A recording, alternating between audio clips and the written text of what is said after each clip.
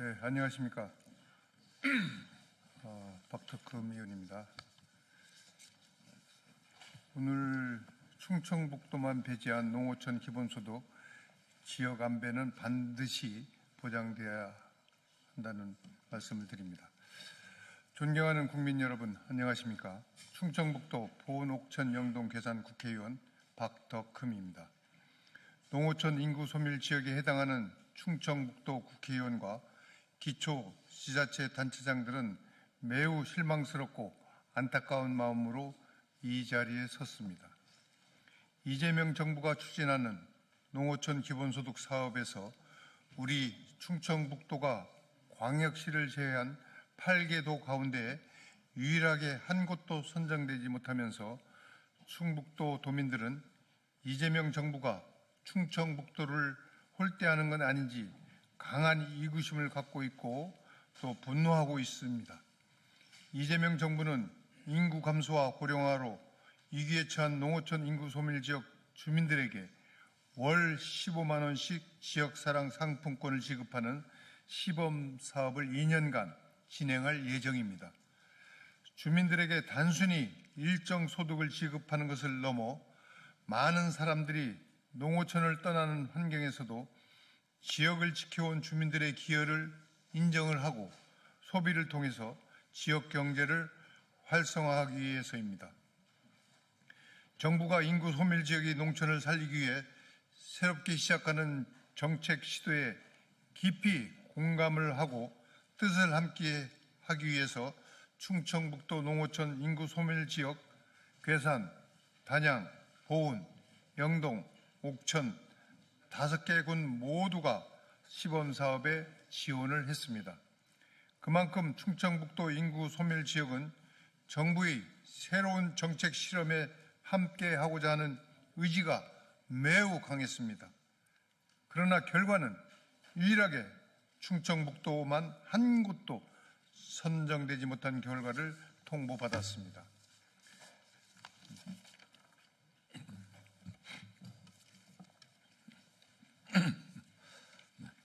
정부는 평가 기준에 따라 결정되었을 뿐 지역 안배가 있었다고 보기 어렵다고 밝혔지만은 각 도에 한 곳이 선정되고 유일하게 충청북도만 빠진 이 상황은 도저히 이해할 수 없는 결과입니다. 특히 16개 인구 감소 지역 가운데 14곳이 신청해 가장 참여의지가 높은 전남에서 지자체 한 곳이 선정되고 10개 대상 지역 가운데 단 3곳만 신청해 가장 신청률이 저조한 경남에서도 한 곳이 선정되어 정부 주장은 매우 설득력이 떨어집니다. 이번 시범사업은 농어촌의 미래를 실험하는 도전이자 농어촌의 지속 가능을 열어갈 정책 모델을 찾기 위한 첫걸음입니다. 다양한 농어촌 여건에 맞는 효과를 검증하여 추후 본 사업에 반영하기 위해서는 지역 안배가 중요할 수밖에 없습니다. 하지만 이대로라면 교통의 요충지 장점을 활용해 다양한 귀농 귀촌 정책을 펼치고 유일하게 바다가 없는 농업에 치중한 충북의 데이터는 정부의 정책 분석 모델에서 빠지게 될 것입니다. 이에 충청북도 인구 소멸 지역 국회의원과 단체장은 정부에 간곡히 요청을 드립니다. 예비비 등을 활용하여 충청북도에 추가 지역을 선정을 하고 지역 안배로 지역별 특징 등을 반영하여 사업 효과를 분석하길 바랍니다. 이는 정부가 객관성과 타당성, 공정성과 형평성을 높여 정책의 신뢰도를 높이는 데 큰 도움이 될 것이라고 확신합니다. 우리 충청북도 농어촌 인구 소멸 지역은 정부의 새로운 정책 방향에 함께하기 위해 오래전부터 예산과 제도를 준비했습니다. 정부가 도민의 목소리에 귀 기울이고 사업 참여 기회를 준다면 충청북도는 적극적으로 사업에 임할 준비가 되어 있다는 말씀을 드립니다. 좋은 결과를 기대하겠습니다. 충청북도 인구 소멸 지역 국회의원 및 기초단체장 일동.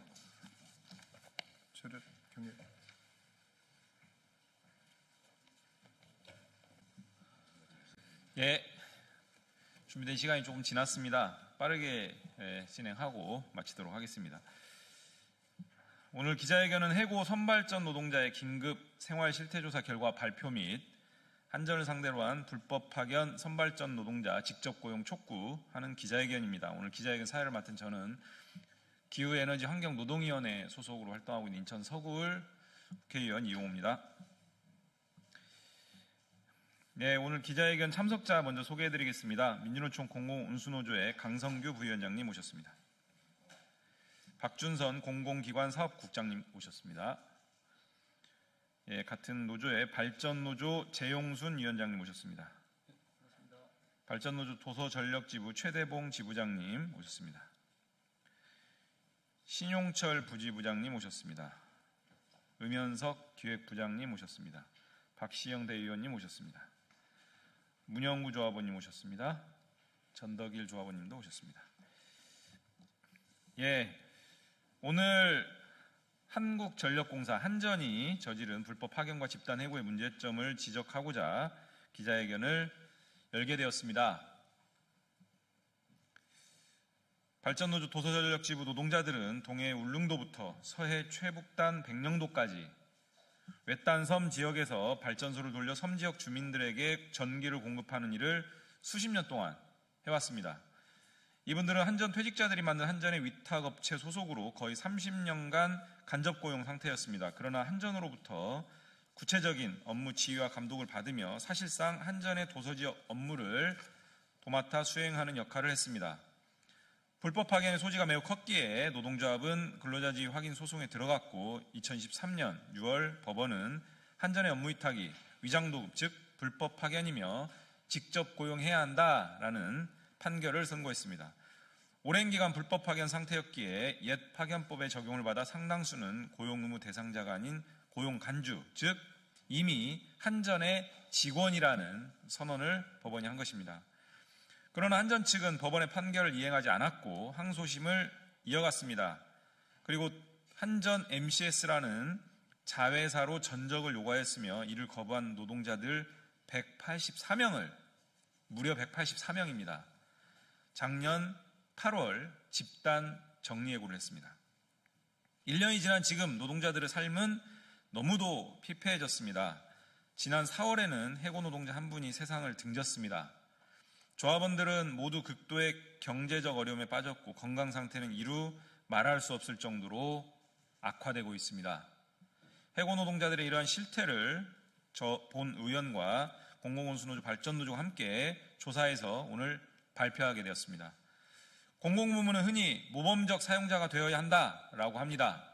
그러나 최대 공기업인 한전은 불법 파견도 모자라 집단 해고라는 그 사례를 찾아보기 힘든 일을 저지르고 있습니다. 또한 광주고법에서 진행 중인 2심에서는 광주고법과 광주지법 판사 출신의 소위 전관 변호사를 대리인으로 추가 선임하기까지도 했습니다. 그렇게까지 해서 소송을 이어가고 있습니다. 그 행태가 모범적 사용자는커녕 민간의 악덕 기업주들보다도 더 못한 행태로 일관하고 있습니다. 오늘 본 의원은 기후에너지 환경노동위원회에서 이와 같은 문제점들을 낱낱이 지적하고 고발하겠습니다. 한국전력공사 김동철 사장에게 다시 한번 분명하게 따져 묻겠습니다. 왜 불법 파견에 대한 사과 반성 대신 노동자들을 해고했냐고. 잘못은 30년 불법 파견을 한 한전이 저질렀는데 왜 벌과 고통은 노동자들이 대신 받고 있느냐고 분명하게 따져 묻겠습니다. 그리고 이들 해고 노동자들의 조속한 직접 고용을 요구하겠습니다. 언론인 여러분들께서도 한국전력공사의 이 무도하고 유법적인 불법 파견과 집단 해고 그리고 해고 노동자들 처한 어려움에 대해 많은 관심을 가져주시기를 간곡하게 부탁드리겠습니다. 저 또한 일하는 사람들의 정당한 권리가 지켜질 수 있도록 최선을 다하겠습니다. 이어서 발언 듣도록 하겠습니다. 첫 번째 발언은 공공운수노조의 강성규 부위원장님 발언 듣겠습니다.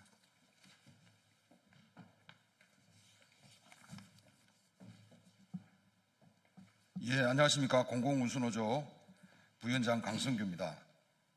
해고는 살인이라고 합니다. 선발전소 노동자가 집단적으로 해고되고 우리는 한 명의 노동자를 잃었습니다.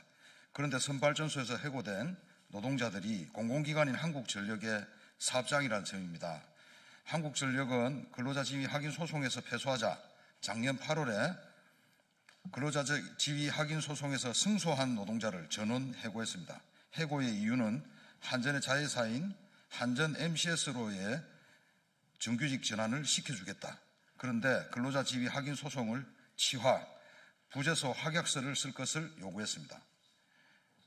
왜 한국전력의 직원으로 법원이 인정했는데 한국전력의 자회사로 가야 합니까? 그래서 이를 거부하니 저는 해고했습니다. 모범적인 사용자의 역할을 해야 하는 공공기관인 한국전력이 이러면 안 되는 거 아니겠습니까?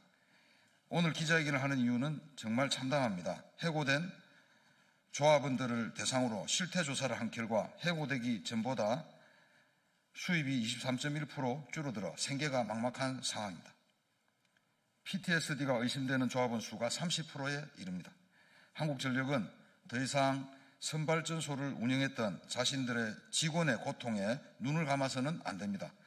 더는 소송을 끌고 가는 것은 무의미합니다. 조합원들은 해고자라는 따가운 시선이 아니라 섬에서 발전소를 돌리며 지역 주민과 함께 할 수 있도록 한국전력은 지금 당장 소송을 취하해야 합니다. 공공운수노조는 발전노조, 도서전력 지부와 함께 해고자 복직을 위해 끝까지 투쟁하겠습니다. 감사합니다. 예, 말씀 감사합니다. 두 번째 발언입니다. 당사자이시기도 합니다. 공공운수노조 발전노조의 도서전력지부 최대봉 지부장님 발언 듣겠습니다.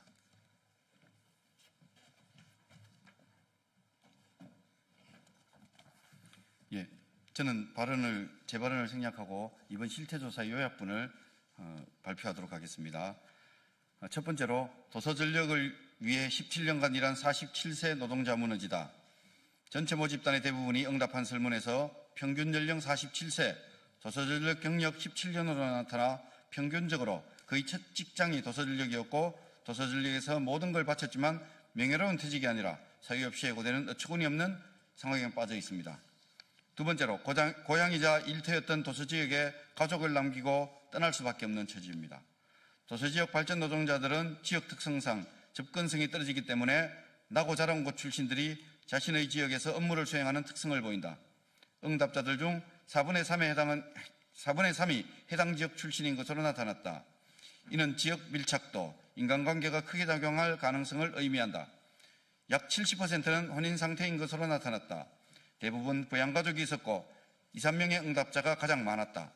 일자리 때문에 가족과 떨어져 살고 있는 집단이 40%였다.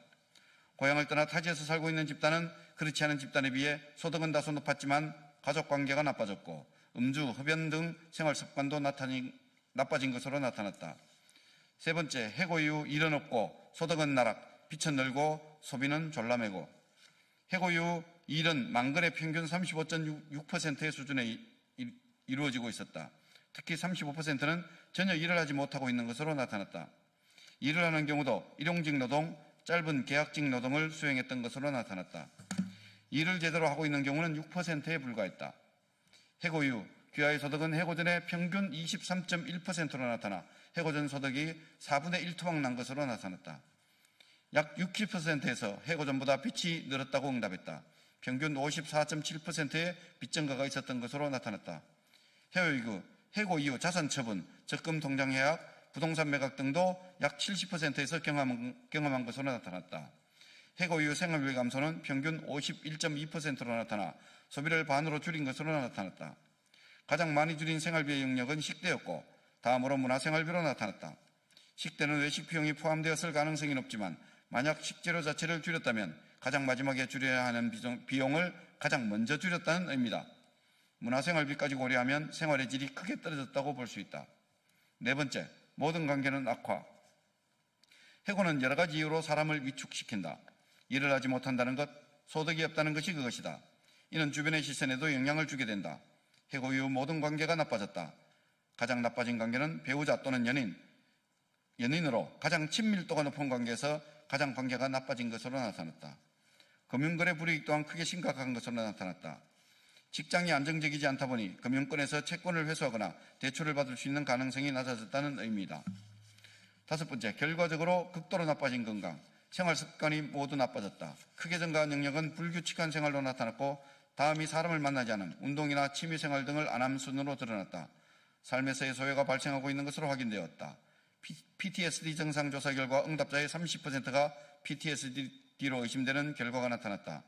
PTSD의 경우 우리나라 국민 1년 유방일병률이 0.2%, 여성은 1.1%라는 점을 고려하면 PTSD 유병률이 매우 높은 직종인 소방공무원의 경우 2021년 호소율이 5.7% 수준을 고려하면 상상하기 어려운 값이다.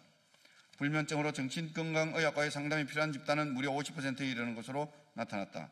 수면장애가 있는 집단이 정상 집단에 비해 부양가족 수가 많고 근무일 비율이 낮고 해고 후 소득이 더 적은 것으로 나타났다.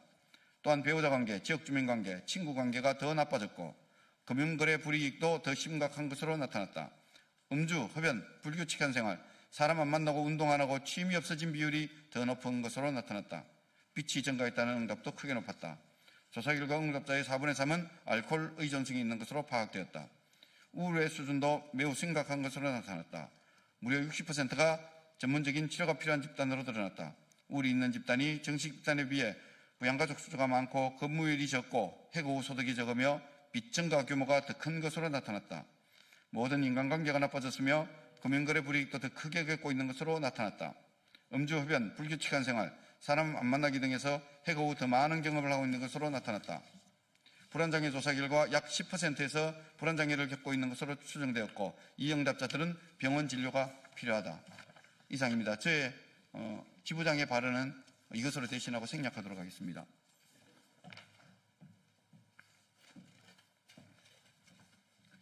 예, 오늘 실태조사는 정책연구소 이음이라는 단위에서 좀 도맡아서 진행을 했는데요. 상당히 충격적인 그런 결과입니다. 최근래에 가장 집단적으로 그리고 이렇게 많은 인원들을 공공부문에서 정리해고를 했다라고 하는 것은 있을 수 없는 일인데 그것이 어떤 당사자들과 가족들에게 피해를 야기했는지를 생생하게 보여주는 결과인 것 같습니다. 마지막 순서입니다. 기자회견문 낭독해 주시겠습니다.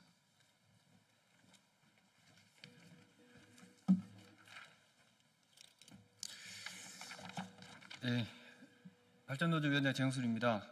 한국전력은 불법 파견을 인정하고 섬발전소 노동자를 직접 고용하라. 도서지역에서 섬을 밝히고 주민들의 삶을 책임져 온 도서지역 발전소 노동자들의 해고된 지 1년 6개월이 다 되어 가고 있다. 섬발전소 노동자들이 해고된 사유는 기가 막힌다. 한국전력으로부터 불법 파견이 자행되어 왔고 법원은 한국전력이 실질적인 사용자로서 불법 파견이 인정되었다. 그러나 한전은 불법 파견을 시인하고 반성하기는커녕 도서지역에서 일하는 노동자 180여 명을 한전 MCS라는 자회사에서 일할 것과 불법 파견 소송의 치하서를 내도록 했다. 결국 이를 거부한 노동자 전원을 해고했다. 1년이 넘는 해고된 조합원들의 삶은 엉망이 되었다. 공공운수노조, 발전노조, 도서전력지부가 정책연구소 이원과 실태조사를 한 결과는 충격적이다. 해고된 조합원들은 부양가족이 있는 사람 중 가족과 떨어져 살고 있는 사람이 40%가 넘고 해고된 조합원들의 수입도 해고되기 전의 21%나 나빠졌으며 해고된 조합원 54.7%가 빚이 늘어난 것으로 파악된다. 해고 이후 인간관계도 악화되었다. 특히 불규칙한 생활로 인하여 삶에서 소외가 발생하고 있다.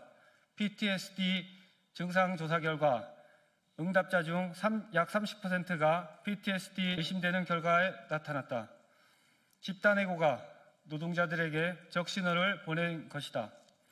해고된 이후 항소를 진행하고 있는 한국전력은 노동자 180여 명의 삶이 무너지게 할 셈인가? 섬에서 발전소를 운영하고 도서지역의 주민들과 함께 일했던 노동자들이 현장으로 돌아가게 하는 것이 맞다. 한국전력은 지금이라도 불법 파견에 대한 항소를 취하하고 불법 파견에 대해 사과하고 섬에서 발전소를 운영하던 조합원들을 한국전력으로 직접 고용해야 한다. 이것이야말로 한국전력이 공공기관으로서의 모범적인 사용자 역할을 다하는 길이다. 네, 이상입니다. 네, 이것으로 오늘 준비된 기자회견 마치겠습니다. 고맙습니다.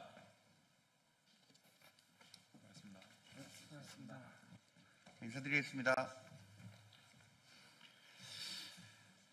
언론 여러분 안녕하십니까? 더불어민주당 충북 진평 진천 음성 국회의원 이모선입니다. 오늘 기자회견은 농어촌 기본소득 시범사업 대상 지역을 1차 심사에서 12개 군이 선정이 됐는데 그럼에도 불구하고 당초 6군데에서 7군데로 최종 대상 지역을 선정을 했습니다. 안타깝게도 저희 충북이 최종 시범 지역에서 전국 도 단위에서는 유일하게 제외됐습니다. 매우 안타깝게 생각합니다. 그래서 오늘 저희 국회의원 그리고 옥천 군수님 좀 이따 소개해 드리겠습니다만 시범 지역을 1차 심사에서 선정된 12개 군으로 확대를 하고 국비 지원 비율을 현행 40%에서 50%로 상향함으로써 지역 간 형평성도 제고되고 또 시범 사업의 실효성도 더 높일 것을 촉구하고자 이런 자리를 마련했습니다. 참석자를 소개해 드리겠습니다. 오른쪽부터 소개해 드리겠습니다. 송재봉 의원님이십니다. 이광희 의원님이십니다. 이연희 의원님이십니다. 황교철 옥천 군수님입니다. 오늘 이강일 의원님도 함께 하기로 했는데 현장 국정감사 일정 때문에 부득이 참석을 못하셨지만 함께 뜻을 모으기로 하셨다는 말씀을 전해 올립니다. 그러면 기자회견문을 낭독하도록 하겠습니다. 농어촌 기본소득 12개 군 모두 실시하고 국비 지원 비율을 상향하라. 존경하는 국민 여러분 그리고 언론인 여러분, 오늘 우리는 농어촌의 미래를 지키기 위해 이 자리에 섰습니다. 내년부터 시행되는 농어촌 기본소득 시범사업은 단순한 복지 정책이 아닙니다. 지방 소멸과 농어촌 붕괴를 막고 국가 균형 발전을 앞당기기 위한 국민 주권 정부의 핵심 국정 과제입니다. 우리 정부는 농어촌 주민이 체감할 수 있는 실질적 변화를 만들어내기 위해 2026년 정부 예산을 신속히 편성하여 본 사업을 추진할 계획입니다. 농어촌 기본소득은 단순한 시범사업도 아닙니다. 본 사업은 인구 감소 지역 주민에게 2년간 매월 15만 원을 지역 화폐로 지급함으로써 지역 경제 선순환과 지역 공동체 회복을 촉진하고자 하는 핵심 농어촌 정책입니다. 지속 가능한 농촌 사회를 만들기 위한 국가 정책의 대전환이자 미래 세대를 위한 지속 가능한 농촌을 만드는 출발점입니다. 그렇기에 이번 사업은 전국 농어촌의 삶과 지역 경제를 함께 살리는 포용적, 균형적 모델로 확대되어 현장에서 체감할 수 있는 실질적 사업으로 발전시켜야겠습니다. 네, 이현희 의원입니다. 농축산식품부는 인구 감소 지역 69개 군 중 12개군을 1차 대상지로 선정했습니다. 그러나 최종 확정된 지역은 단 7곳에 불과합니다. 유감스럽게도 전국 8도 가운데 충청북도만 제외됐습니다. 이것은 특정 지역의 득실을 넘어 정책의 형평성과 전국 균형 단위의 시범 취지를 훼손하는 결정입니다. 농어촌 소멸은 어느 한 도의 문제가 아닌 대한민국 전체의 위기입니다. 그렇기에 정부가 농어촌 기본소득을 진정한 국가정책으로 추진하고자 한다면 가능한 고르게 다양한 지역에서 시행하고 그 과정을 치밀하게 분석해야 합니다. 같은 농촌이라도 상황과 여건은 제각기 다릅니다. 그렇기에 전국 12개 지역 모두에서 시범사업을 운영해야만 정책적 효과를 비교, 평가하고 전국적 확산을 위한 근거를 마련할 수 있습니다.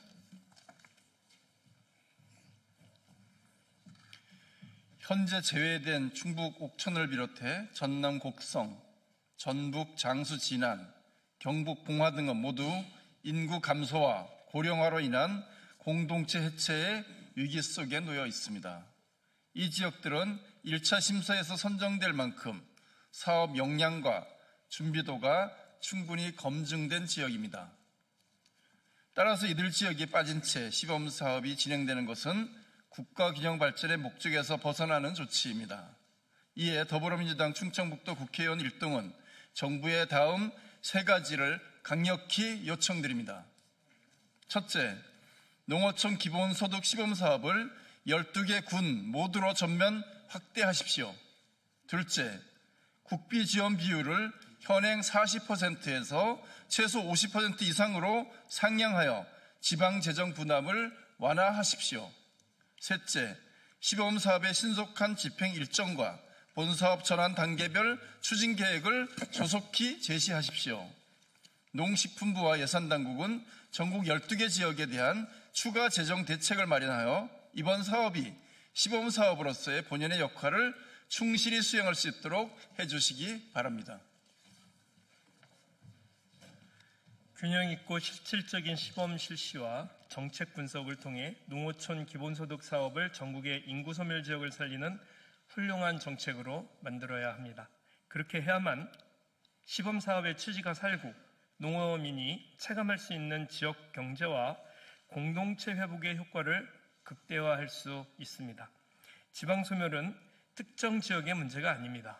정부와 국회, 지자체 모두가 함께 책임져야 할 국가적 생존 과제입니다. 농어촌 기본소득은 그 출발점입니다. 충분히 준비된 지자체, 의지가 있는 지자체가 빠짐없이 시범사업에 참여할 수 있도록 문을 넓혀야 합니다. 우리 더불어민주당 충청북도 국회의원 1동은 전국 모든 농어촌 주민이 농어촌 기본소득의 변화를 직접 체감할 수 있도록 균형과 포용의 자세로 끝까지 함께할 것을 약속드립니다. 우리 더불어민주당 충북 국회의원 1동은 농어민의 현실을 직시하고 농어민의 요구를 담은 정책을 완성하기 위해 앞으로도 국회와 정부, 지역이 함께 호흡하며 최선을 다하겠습니다. 감사합니다. 2025년 10월 23일 더불어민주당 충청북도 국회의원 1동.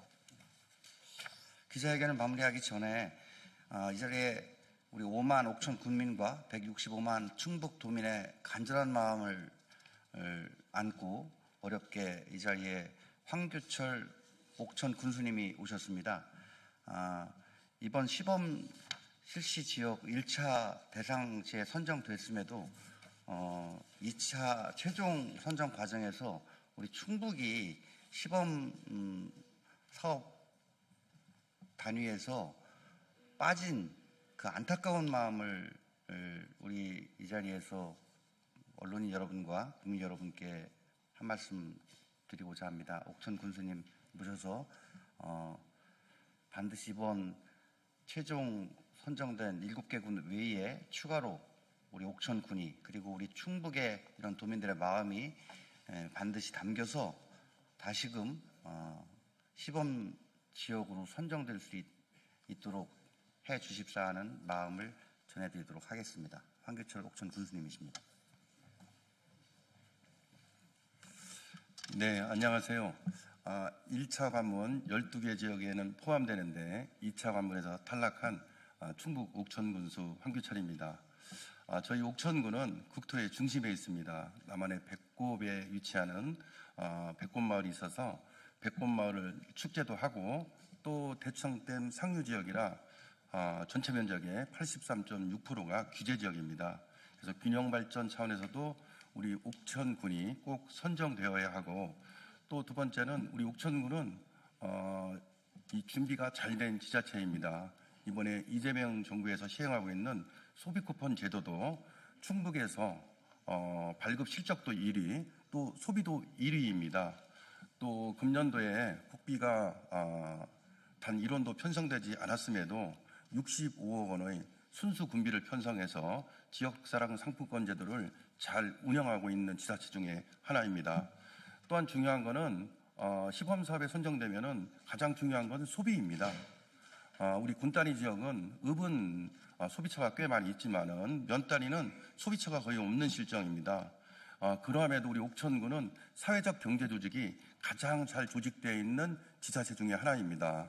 얼마 전 사회적 기업 중앙회 회장께서 오셔갖고 극찬할 정도로 저희는 65개의 사회적 기업이 기조성되어 있고, 만약 시범사업에 우리 옥천군이 선정된다면은 면 단위 시골 마을 구석구석에 이 사회적 경제 조직인 사회적 기업이 직접 출장 방문하여 소비 촉진을 시킬 거라고 생각이 됩니다. 저희 옥천군이 만약에 시범사업에 추가 선정된다면은 아마 다른 지역으로 전파할 수 있는 시착사업으로 전환하는데 많은 데이터를 구축해 놓았기 때문에 쉽게 타 지자체로 이 농어촌 기본소득이 전파될 수 있을 거라고 생각돼서 이번에 꼭 충북, 꼭 우리 옥천군이 추가 선정되기를 간절히 소망합니다. 감사합니다. 이상으로 기자회견을 마치겠습니다. 함께해 주신 어린이 여러분 감사합니다.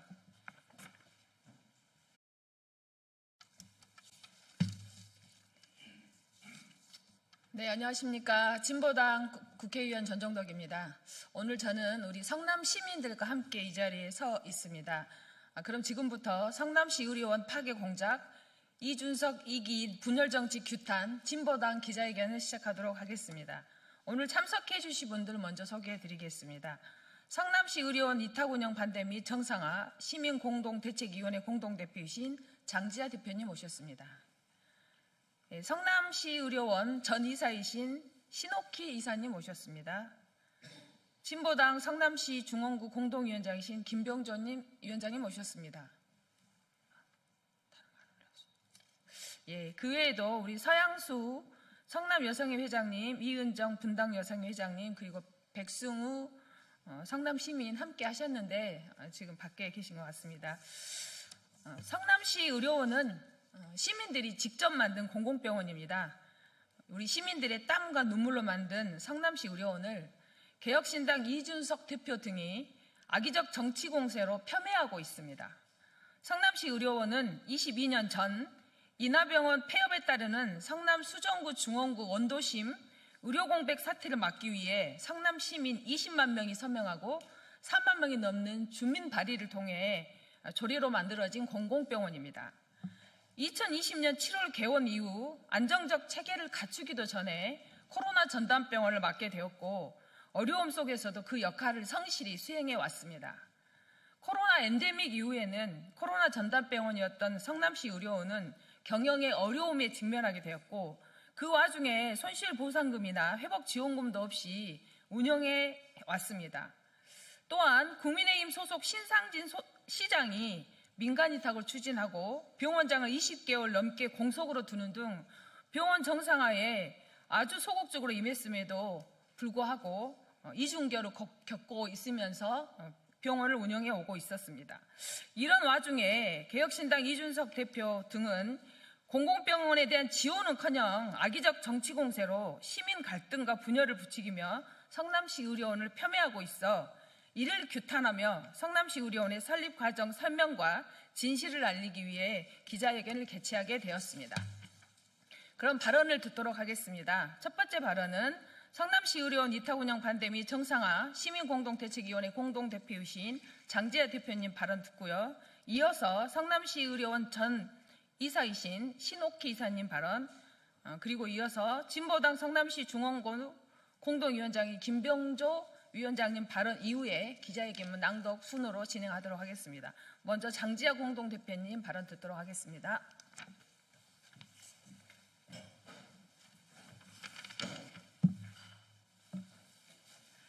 네, 개혁신당 이준석 대표, 이기인 사무총장은 22년 전 시민운동을 악의적으로 편집하여 이재명 대통령과 성남 시민을 악마화하고 있습니다.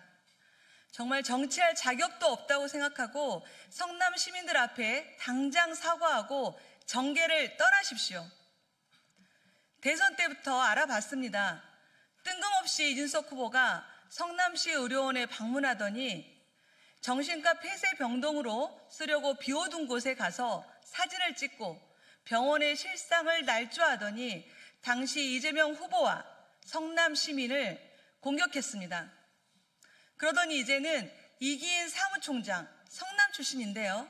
이기인 사무총장까지 나서서 성남시 의료원을 정쟁에 이용하고 있습니다. 도대체 그 영상이 뭐가 문제가 있습니까? 병원 하나 없어 힘든 시민들이 병원 만들겠다고 몇만 명이서 이름 한자 한자 적어가면서 병원 만들자고 하는데 성남시 의회에서 47조 만에 날치기로 부결시키고 그 날치기 부결시킨 시의회의장과 시의원들이 뒷문으로 도망가고 이 상황을 한 시민들이 기가 막히고 억장이 무너져서 비폭력으로 항의한 것입니다. 누차례 얘기하지만 성남시 의료원은 어느 한 정당, 어느 한 인물이 만든 것이 아니라 시민들이 만든 것입니다. 병원 하나 없어 아이가 아플 때 어디로 가야 할지 모르던 그 심정을 압니까? 제 이야기입니다. 이준석 대표, 이기인 사무총장 정치할 자격이 없습니다. 시민이 만든 병원을 정치적으로 이용하고 공격하는 협작꾼입니다. 지금 당장 시민들께 사과하고 정계를 떠나십시오.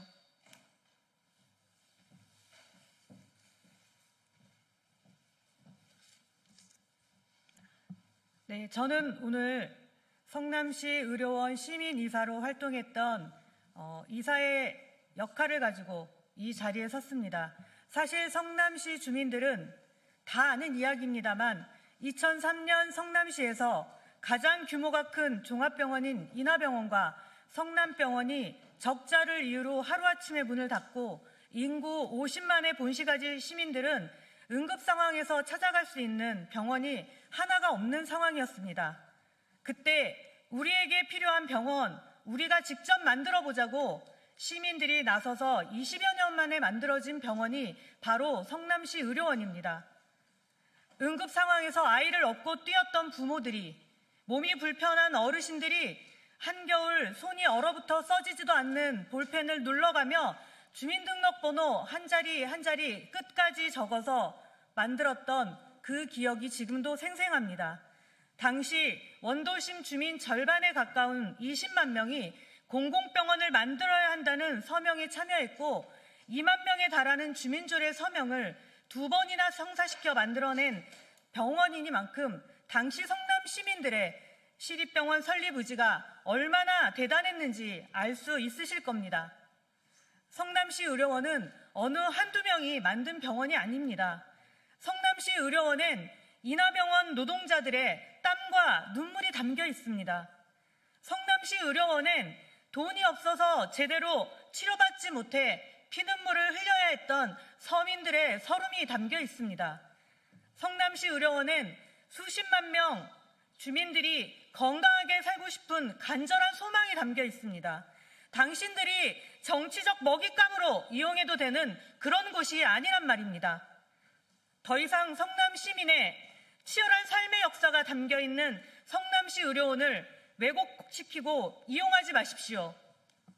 이준석, 이기인은 시민의 건강과 생명에는 안중에도 없는 정치 협작꾼 노릇을 그만두십시오. 지금도 성남시 의료원을 정치 논리로, 자본의 논리로 막아서는 정치 세력 때문에 성남시 의료원은 어려움을 겪고 있고 주민들은 응급실 뺑뺑이를 돌며 응급 상황에서 가깝게 찾아갈 수 있는 병원이 없어 안타까워하고 있습니다. 이준석 대표, 이기인 총장은 성남 시민 앞에 사죄하십시오. 지금처럼 시민들의 힘을 우습게 생각하고 가벼운 선동으로 권력을 얻으려 한다면 당신들이 설 자리는 없을 것입니다.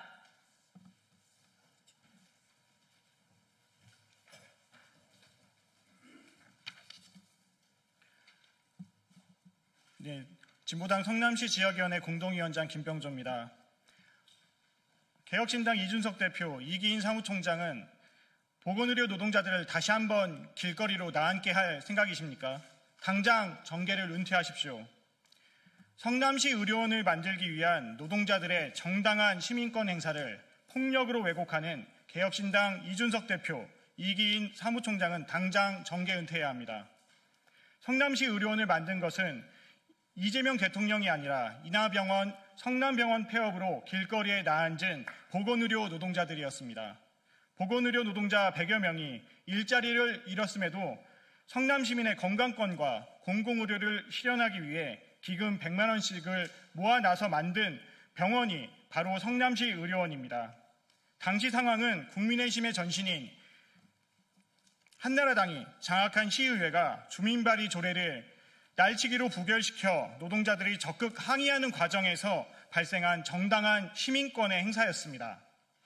정당한 시민권의 행사를 폭력으로 왜곡, 악선전하는 것은 성남시 의료원을 망치려고 작정하지 않고서야 있을 수 없는 일입니다.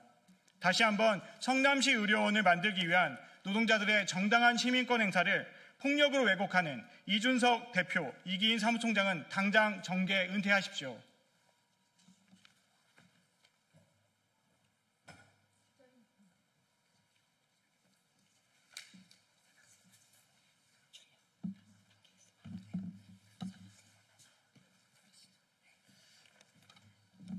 네, 기자회견문 낭독은 서면으로 대체하도록 하겠습니다. 뒤쪽에 기자회견문이 있으니까 참고해 주시기 바랍니다.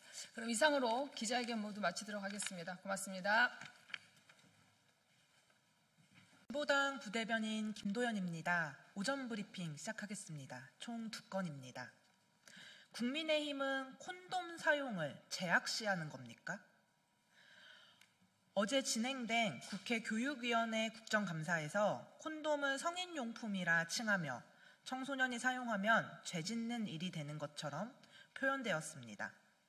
국민의힘 의원이 대구 교육감에게 퀴어 축제 장소에서 배포되었던 콘돔에 대해 굉장히 문제가 있는 것으로 지적하고 대구 교육감도 이에 대해 사과하며 청소년의 접근을 막겠다고 답변한 것입니다. 이 엄청난 코미디에 실소가 터져나옵니다. 우선 콘돔이 성인용품입니까?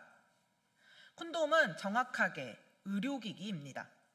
청소년도 편의점 등에서 구매할 수 있으며 임신과 성매개 감염병을 예방하는 효과적인 물품입니다. 청소년에게 그런 콘돔을 제약시키는 이유가 뭡니까? 제가 중학교를 다니던 20년 전에도 학교 성교육 시간에 직접 콘돔을 보여주며 사용법도 가르쳐 주었습니다. 청소년에게 성을 숨기고 제대로 가르치지 않는 것은 시대 역행적일 뿐만 아니라 오히려 위험에 빠뜨리는 일입니다. 그뿐만 아니라 청소년을 단순히 보호의 대상으로만 보며 억압하는 것이 안전이라고 보호라는 구시대적 발전입니다. 국민의힘은 청소년을 여전히 우리 사회의 한 주체로 보지도 않고 이들의 안전에도 관심 없는 겁니까? 이런 부끄러운 모습을 청소년들에게 보여 참으로 미안합니다. 앞으로 국회에서 청소년의 안전과 인권을 침해하는 행위가 더 이상 일어나서는 안 됩니다. 국민의힘과 대구교육감은 이번 국감에 대해 사과하고 청소년도 안전한 살아갈 수 있도록 최선을 다해야 할 것입니다. 네, 두 번째입니다. 학교 안 폭력까지 예고한 구구단체, 용납해서는 안 됩니다. 극악스러운 일이 예상됩니다. 극우단체가 서울시에 있는 고등학교 안에 설치된 소녀상 철거를 요구하는 집회를 하겠다 나선 것입니다. 극우단체의 폭력이 이제는 청소년까지 위협할 위기에 처한 상황입니다. 서울시에 있는 고등학교 안에 설치된 소녀상은 학생들이 직접 나서서 세웠습니다.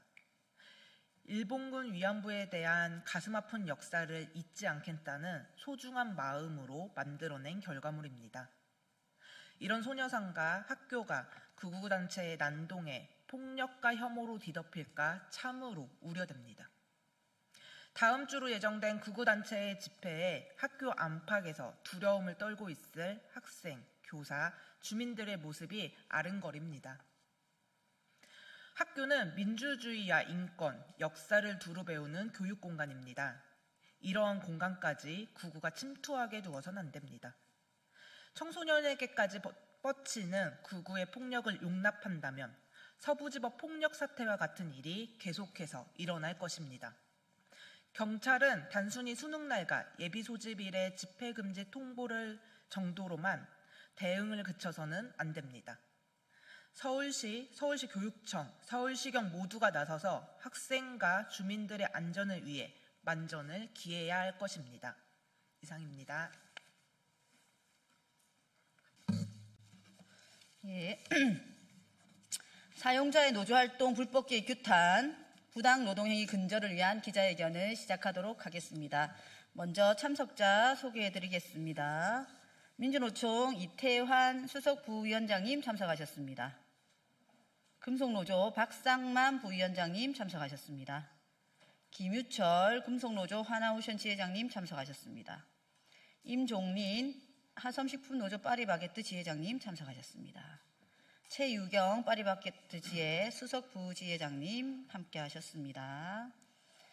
예, 오늘 기자회견 순서는 제가 먼저 취지 발언을 하고요. 사례 3가지를 하도록 하겠습니다. 첫 번째는 김유철 하나오션 지회장님께서 가장 최근에 문제가 된 하나오션 부당 노동행위에 대해서 말씀해 주시겠습니다.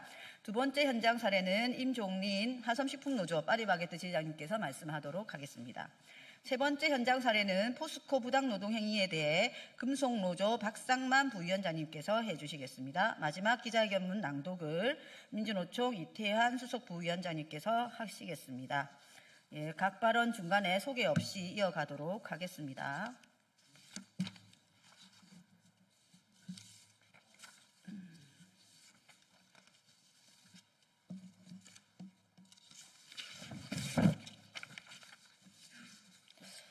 예, 진보당 비정규직 노동자 국회의원 정혜경입니다.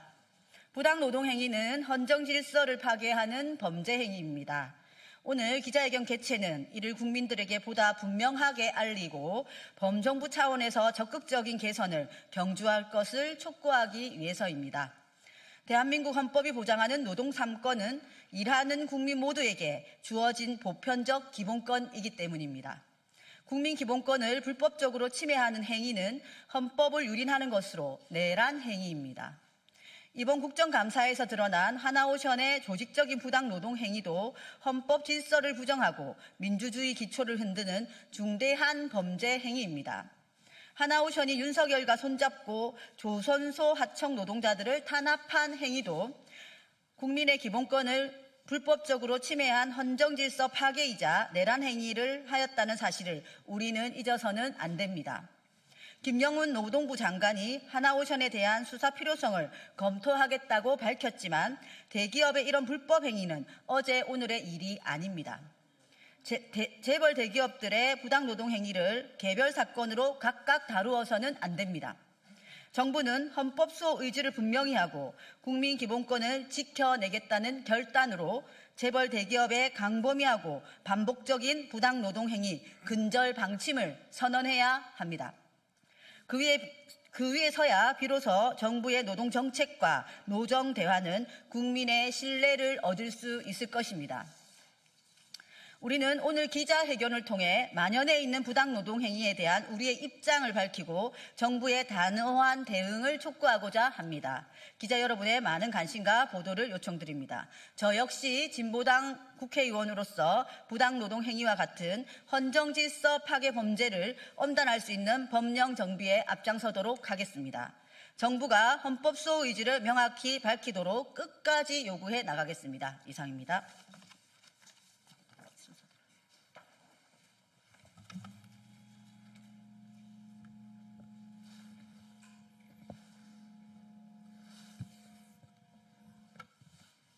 예, 반갑습니다. 하나오션 지회 지회장을 맡고 있는 김유철입니다. 정말 80년대에나 볼 법한 부당 노동행위가 하나그룹 전체 그리고 하나오션 내에서 벌어지고 있습니다. 국정감사와 언론을 통해서 접하셨겠지만 명백한 물증과 위법 행위가 증명이 되고 있습니다. 그런데도 불구하고 하나그룹은 개인의 일탈이다. 그리고 노노 간의 갈등으로 치부하며 진정한 사과나 반성의 자세를 보여주는 대신에 현장을 갈라치게 하고 부인하고 있습니다. 하나 에어로스페이스 시절 인사 담당 책임자였던 조 실장이란 자가 하나오션에 부임한 이후에 똑같은 수법과 똑같은 방식으로 민주노조를 탄압하고 말살시켜 왔다는 것이 드러났습니다. 하나오션 지회는 어제 부산 본청에 고발장을 정식으로 접수하고 노동부의 수사를 촉구하고 있습니다. 지난 2년간 하나오션에서는 7명의 하청 노동자가 노동재해로 사망했습니다. 현장에 노동자가 죽어나가고 있는데도 하나오션 경영진들은 오로지 노무관리만을 외치며 생산을 책임지고 있는 생산관리자와 안전 업무를 맡고 있는 안전 책임자까지도 현장에 직반장까지도 동원시켜서 노무관리를 하라고 하는 내용들이 적나라하게 담겨져 있습니다. 그리고 이들은 이러한 불법 행위를 위하여 예산을 편성하고 실제 예산을 지원하고 유용했다는 것이 수첩에도 담겨져 있습니다. 이것은 최소한의 양심까지도 저버린 기업 살인입니다. 하나오션은 지금 자정의 능력이 없습니다. 하루빨리 노동부에 수사를 촉구하며 특별근로감독을 포함해서 하나오션 내에 있는 모든 문제들을 명백히 밝혀내고 관련된 자들을 모두 일벌백계하는 것이야말로 윤석열 정권의 내란을 청산하고 윤석열의 노동탄압, 노동기본법을 무시했던 이러한 것들을 바로잡는 것이 이재명 정부의 진정한 국민 주권을 회복하고 법치주의를 바로 세우는 첫걸음이라고 생각합니다. 즉각적인 노동부의 수사를 촉구합니다. 이상합니다.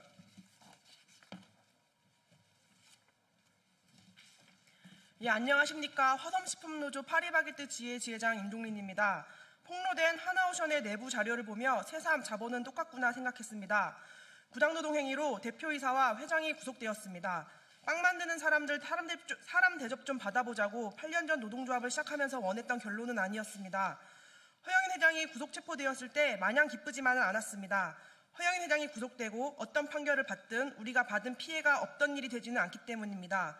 공소장도 마찬가지였습니다. 검찰도 어용노조로 인정한 노무관리를 위해 회사 지시로 만들어진 한국노총, 우리 조합원들에 대한 각종 차별과 괴롭힘, 사회적 합의 불이행, 민주노총 없는 클린 사업장으로 이름 지어진 민주노조 혐오 등 우리가 주장한 사실들이 단순 주장이 아니라 명백한 사실이었음을 확인하는 자리였습니다.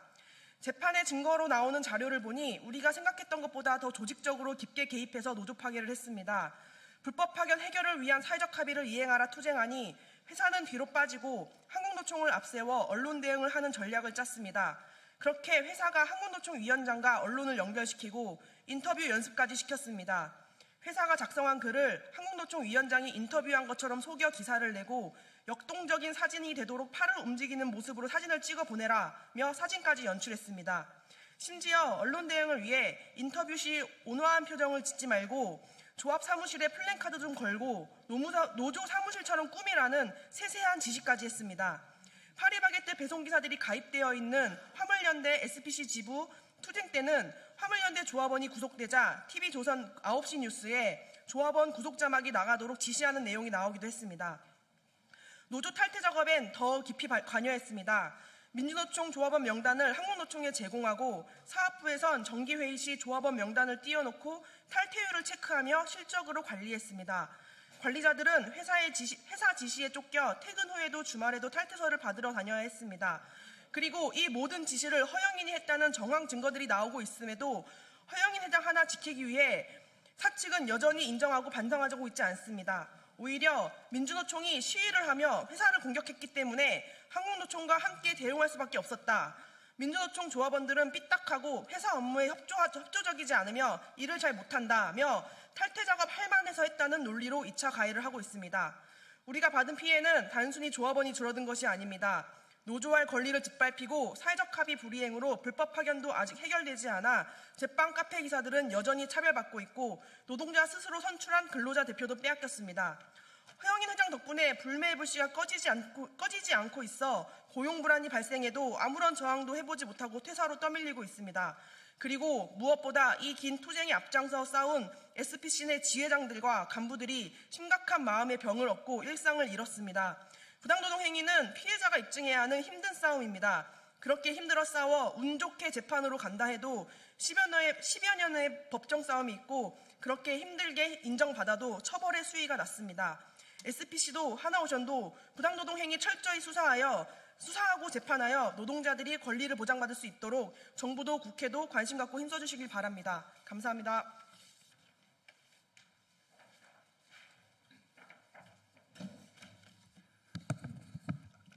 예, 안녕하십니까. 저는 금속노조에서 철강 분과를 담당하는 부위원장 박상만입니다. 반갑습니다. 저는 오늘 포스코 사내하청 노동자들의 정당한 노동자 활동을 탄압하고 차별하는 원청 포스코 사용자 측의 행태에 대해서 말씀드리고자 합니다. 2022년 7월 대법원은 포스코 사내하청 노동자들이 포스코를 상대로 낸 근로자 지위 하기 소송에서 근로자 파견 관계가 성립된다며 포스코의 근로자 지위 인정 및 고역 의사를 해야 한다고 판결하였습니다. 대법원의 성소 판결 이후 1천여 명의 사내하청 노동자들이 근로자 지위 하기 소송에 참여하기 위해 금속노조에 가입하거나 포스코의 탄압과 차별에 수백 명의 노동자들이 노동조합을 탈퇴하거나 소송을 취하해야 했습니다. 포스코는 21년 원하청 간 임금격차 및 봉의후생 사례를 해소하고 사내하청 노동자들의 삶의 질을 향상과 복지 증진을 위한 목적으로 공동근로복지기금을 설립하여 자녀 학자금과 복지 포인트를 지급하였으나 근로자 지위 확인 소를 제기한 노동자들에게는 자녀 학자금과 복지 포인트를 지급하지 않아 수백 명의 조합원 자녀는 균등한 교육의 기회조차 박탈당해야 했고, 이에 일부 조합원은 학자금과 복지 포인트를 지급받기 위해 노동조합을 탈퇴하거나 소송을 취하여야 했습니다. 금속노조 조합 활동을 방해하기 위해 사용자 측이 저지른 개입에 대해 말씀드리면, 드램피아 사업장의 경우 근로자 지위 하기 소송을 위해 140여 명이 금속노조에 가입하여 단일 노조로 단체 교섭까지 진행 중이었으나 금속노조 간부들에 대한 사측의 끊임없는 회유로 결국 기업노조로 전환하였고, 현재는 금속노조 조합원이 7명만 남은 소수노조로 전락하였습니다. 또 다른 포렌 사업장은 금속노조 가입에 58명이 가입하였으나 사용자 측이 사전에 금속노조 가입 움직임을 포착하고 회사 노조위원장에 기업노조 설립을 독촉하여 100여 명의 기업노조가 출범하게 되었고, 사용자 측의 인사평가와 진급을 무기로 한 탄압과 차별로 현재는 조합원이 20여 명에 남은 상태입니다. 이 외에도 금속노조에 가입하여 노동조합 활동을 할 움직임이 포착되면 어김없이 더 많은 수의 기업노조와 한국노총이 출범하게 되는 등 금속노조에 조석권을 주지 않기 위한 비위에 불법으로 개입하고 탄압과 차별을 일삼았습니다. 포스코 사내하청 노동자들의 7월 1일부로 인상되는 임금 조섭은 올해도 4월부터 시작하고 있습니다. 하지만 조섭 시작 6개월이 지났는 지금까지도 하청사 바지 사장들은 어떠한 임금 인상 제시안도 하지 못하고 있습니다. 포스코 정규직이 먼저 인상되어야 하청사와 외주 계약이 체결된다. 모든 결정권은 원청인 포스코에게 있다. 아무것도 할 수 없다는 게 바지 사장들의 답변입니다. 이런 식의 임금교섭 형태로 과거 24년 임금교섭은 해가 바뀐 25년 1월이 되어서야 체결되었으며, 올해도 교섭 시작 6개월이 지났지만 별반 다르지 않습니다. 각 사업장별로 적게는 150명, 많게는 270명의 노동자가 근무하고 있습니다. 이 말은 직원들의 생계를 책임지고 이끌어가야 할 대표이사는 자신들에게 임금 인상 권한이 없음을 시인하는 형태로 보이며 무책임한 책임만을 주장하고 있는 것입니다. 사내하청 노동자들이 조속한 임금 인상, 열악한 노동 환경 개선, 안전한 일터를 요구하며 목소리를 높일 때마다 포스코 조섭 당사자가 아니라는 이유로 대화를 거부해왔습니다. 심지어 노동조합 활동을 노골적으로 방해하고 대법원의 판결로 정규직으로 전환된 하청 노동자들의 임금을 낮게 지급하는 차별 행위 등으로 노동자를 탄압하고 억압하고 있습니다.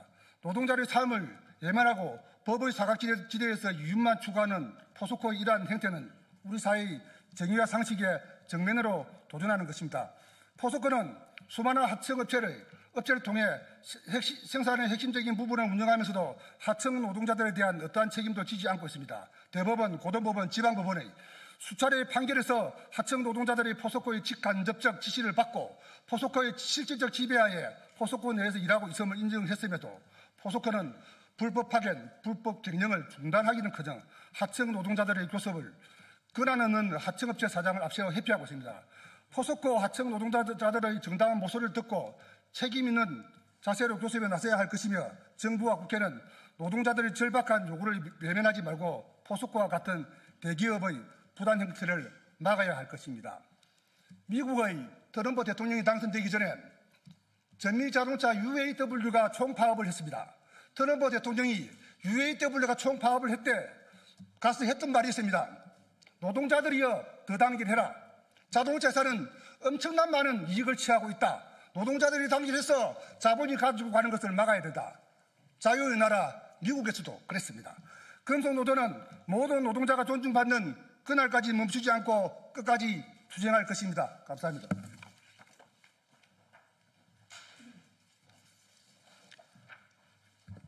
예, 안녕하십니까. 민주노총 수석부위원장 이태환입니다.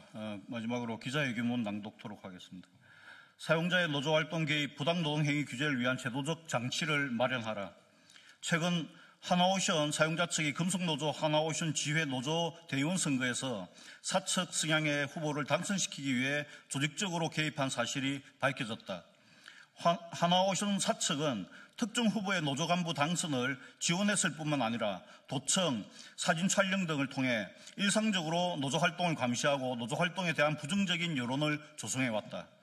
하나오션의 불법적인 노조 활동 개입은 한국 사회에서 예외적인 사건이 아니라 일상적이고 광범위하게 벌어지고 있는 사안이 우연히 폭로된 것에 불과하다.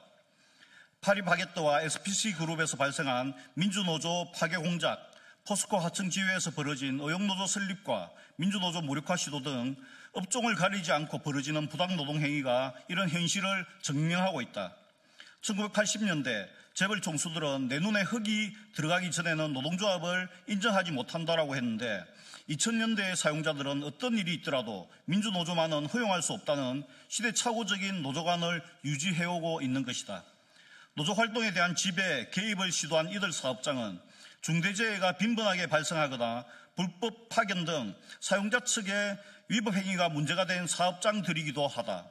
이들은 중대재해를 줄이고 불법 파견을 해소하기 위한 노력보다 사용자 측의 위법 행위에 대한 노동자의 문제 제기와 저항을 막기 위해 노력해온 것이다.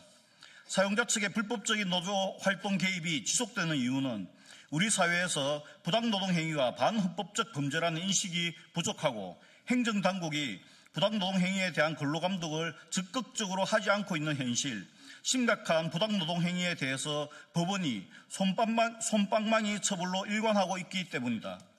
노조법 개정으로 원청 사용자의 교섭 의무가 부과된 현실에서 하청, 특수고용노동자에 대한 원청 사용자의 노조 설립 방해와 민주노조파의 공작은 더욱 극심해질 것이 우려된다. 노조 활동에 대한 사용자의 지배 개입은 변수가 아니라 상수라는 점을 감안하여 하청 노동자의 실질적인 교섭권을 보장하기 위한 제도적 장치를 마련해야 한다. 우리는 이번 사건을 계기로 사용자 측의 불법적인 노조 활동 개입을 근절하고 모두의 노조할 권리를 보장하기 위하여 정부와 국회가 제도 개선에 적극적으로 나설 것을 요구한다. 불법적인 노조 활동 개입이 확인된 한화오션에 대해 특별 근로감독을 실시하라. 고용노동부는 광범위한 사용자 측 부당노동 행위에 대한 진상조사를 벌이고 위법 행위를 처벌하라. 국회는 노동조합법 개정으로 부당노동 행위에 대한 엄벌 의지를 밝혀라. 사용자의 부당노동 행위를 부추기는 교섭창구 단일화 제도를 폐지하고 자율교섭을 보장하라. 원청 사용자의 하청노조 활동 개입을 막기 위한 근로감독 행정을 강화하라. 2025년 10월 23일 전국민주노동조합 총연맹 정혜경 국회의원 이상입니다. 네, 이것으로 기자회견 마치도록 하겠습니다. 안녕하십니까. 국민의힘 수석 대변인 최보윤입니다. 첫 번째 논평 시작하겠습니다. 이재명 정부의 11.5 부동산 재책은 투기와의 전쟁이 아니라 서민과의 전쟁입니다. 시장 안정을 명분으로 내세웠지만 결과는 서민과 청년의 삶을 옥죄는 재앙이었습니다. 대출은 막히고 전세는 사라졌으며 청년과 신혼부부는 내 집 마련의 희망조차 빼앗겼습니다. 그런데 이 대책을 만든 핵심 4인방은 모두 수십억 원대의 부동산 자산가입니다. 국민에게는 대출은 투기라고 훈계하고 정작 자신들은 대출과 갭투기로 부를 쌓았습니다. 이들이 바로 11호 부동산 재앙 4인방입니다. 특히 이재명 대통령의 부동산 책사로 불린 이상경 국토부 1차관은 배우자 명의로 갭투자를 통해 6억 원 넘는 시세 차익을 챙겼습니다. 그런 사람이 국민에게 집값이 떨어지면 그때 사라고 말했습니다. 갭투자 금지 대책을 만든 당사자가 갭투자 수혜자였다니 이보다 뻔뻔한 일이 어디에 있겠습니까? 더 가관인 것은 그 뒤에 대리사과 쇼입니다.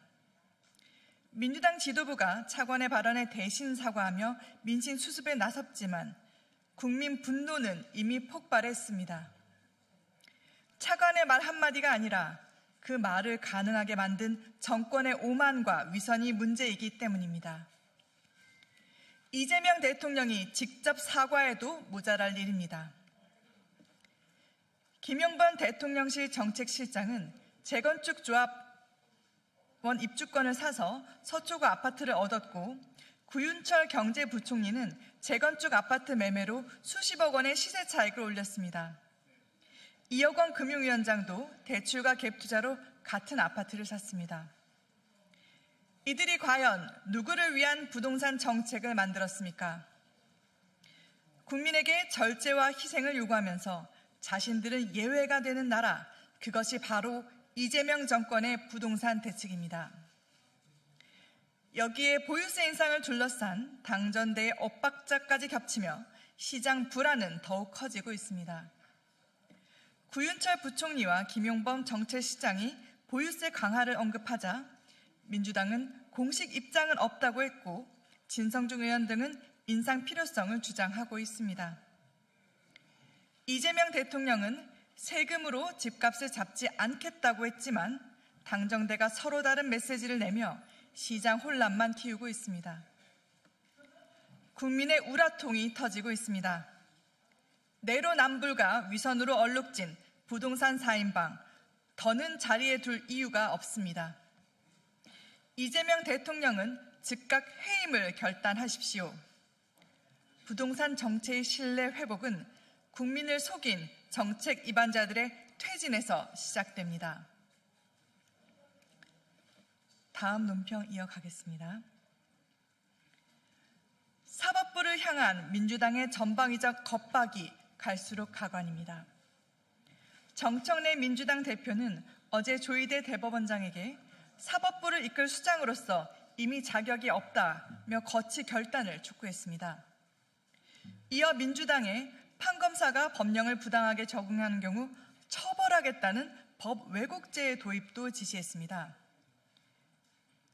대법관 증원 속도전, 4심제 논란의 재판 소원, 법관 파면제 도입 검토도 모자라 이런 회개한 법까지 만들겠다며 비이성적인 폭주를 하는 이유는 단 하나입니다.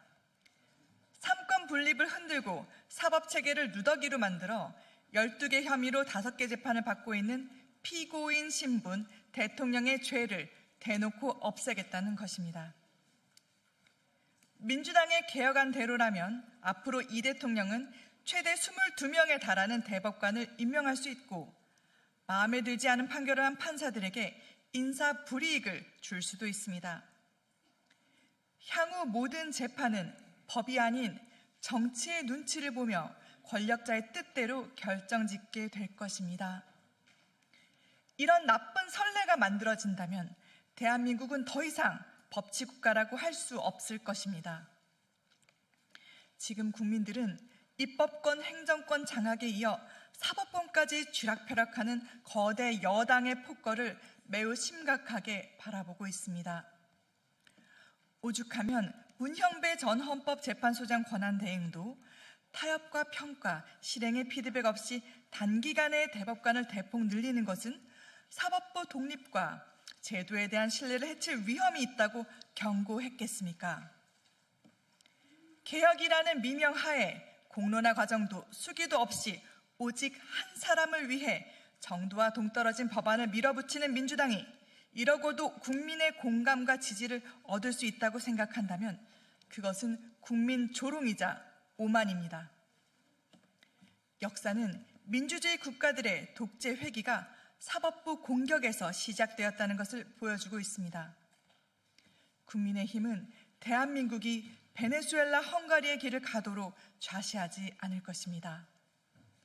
국민의힘은 사법부를 자신의 발 아래 두며 개인 로펌으로 만들겠다는 이재명 대통령의 야욕과 민주당의 행패를 저지하고 국민과 함께 헌정 질서의 근간인 사법 3권 분립을 지켜내겠습니다.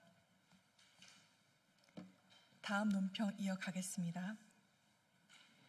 이재명 대통령이 불법 겸직으로 중징계를 받은 인사를 대통령실 보건복지비서관으로 임명한 사실이 국회 보건복지위 국정감사에서 드러났습니다.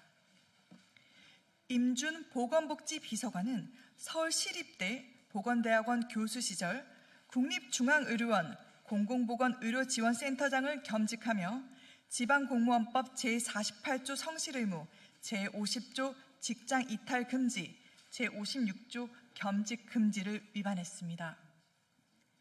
겸직 허가 없이 근무하며 급여를 중복 수령했고 이후 허가를 받은 뒤에도 허용기준 2배 이상을 근무하며 약 3억 원의 급여를 챙겼다는 보도도 있습니다.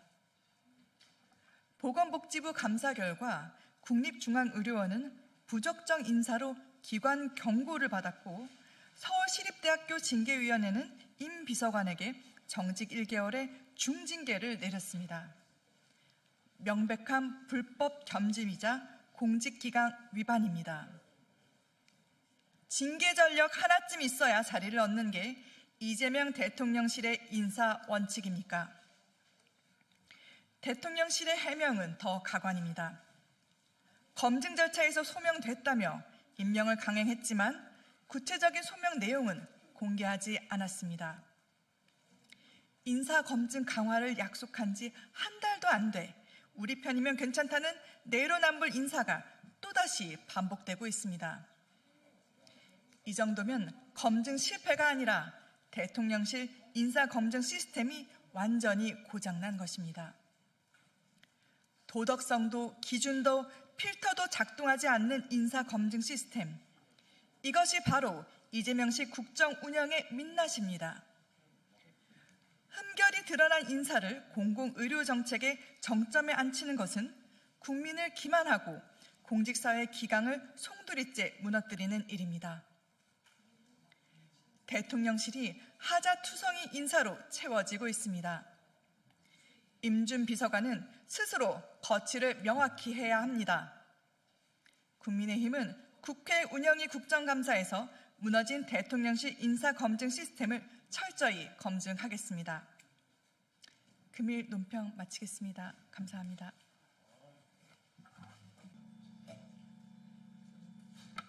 네, 더불어민주당과 조국혁신당 과학기술정보방송통신위원회 의원들입니다. 오늘 어저께 국가 AI 컴퓨팅 센터 유치 관련해서 입장을 서면으로 저희가 발표를 했는데요. 오늘 직접 와서 기자분들에게 내용을 다시 한번 밝히기 위해서 기자회견을 진행하도록 하겠습니다. 오늘 참석하신 의원님들 먼저 소개해드리겠습니다. 최민희 과학기술정보통신회 위원장이십니다. 노정면 의원님 하셨습니다. 조국혁신당의 이혜민 의원이십니다. 더불어민주당의 조인철 의원님이십니다. 내용은 조인철 의원님께서 발표하시겠습니다.